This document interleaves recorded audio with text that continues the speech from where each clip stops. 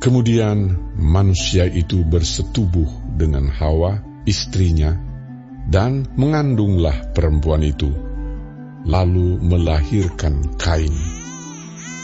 Maka kata perempuan itu, "Aku telah mendapat seorang anak laki-laki dengan pertolongan Tuhan."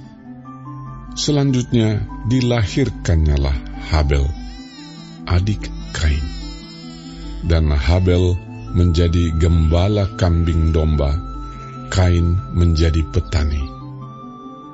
Setelah beberapa waktu lamanya, maka Kain mempersembahkan sebagian dari hasil tanah itu kepada Tuhan sebagai korban persembahan. Habel juga mempersembahkan korban persembahan dari anak sulung kambing dombanya, yakni lemak-lemaknya. Maka Tuhan mengindahkan Habel dan korban persembahannya itu. Tetapi Kain dan korban persembahannya tidak diindahkannya. Lalu hati Kain menjadi sangat panas dan mukanya muram.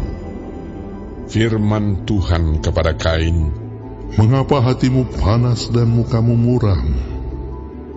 Apakah mukamu tidak akan berseri jika engkau berbuat baik? Tetapi jika engkau tidak berbuat baik, dosa sudah mengintip di depan pintu. Ia sangat menggoda engkau, tetapi engkau harus berkuasa atasnya." kata Kain kepada Habel adiknya. "Marilah kita pergi ke padang."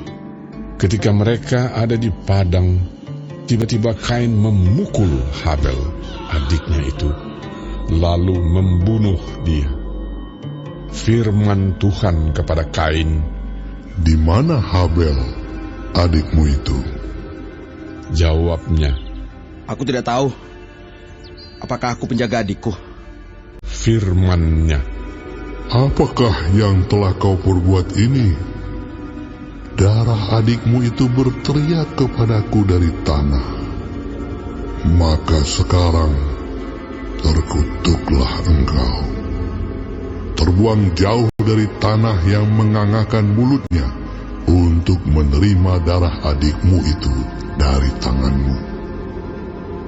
Apabila engkau mengusahakan tanah itu, maka tanah itu tidak akan memberikan hasil sepenuhnya lagi kepadamu. Engkau menjadi seorang pelarian dan pengembara di bumi." kata Kain kepada Tuhan, "Hukumanku itu lebih besar daripada yang dapat kutanggung. Engkau menghalau aku sekarang dari tanah ini, dan aku akan tersembunyi dari hadapanmu. Seorang pelarian dan pengembara di bumi. Maka barang siapa yang akan bertemu dengan aku,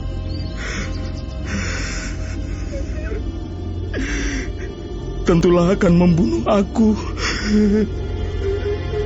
Firman Tuhan kepadanya, "Sekali-kali tidak.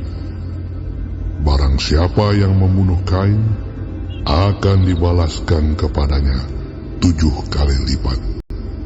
Kemudian Tuhan menaruh tanda pada Kain, supaya ia jangan dibunuh oleh barang siapapun yang bertemu dengan dia.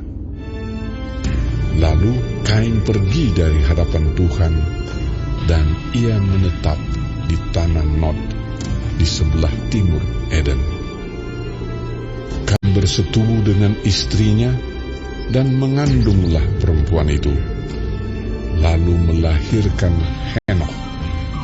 Kemudian Kain mendirikan suatu kota, dan dinamainya kota itu Henokh menurut nama anaknya.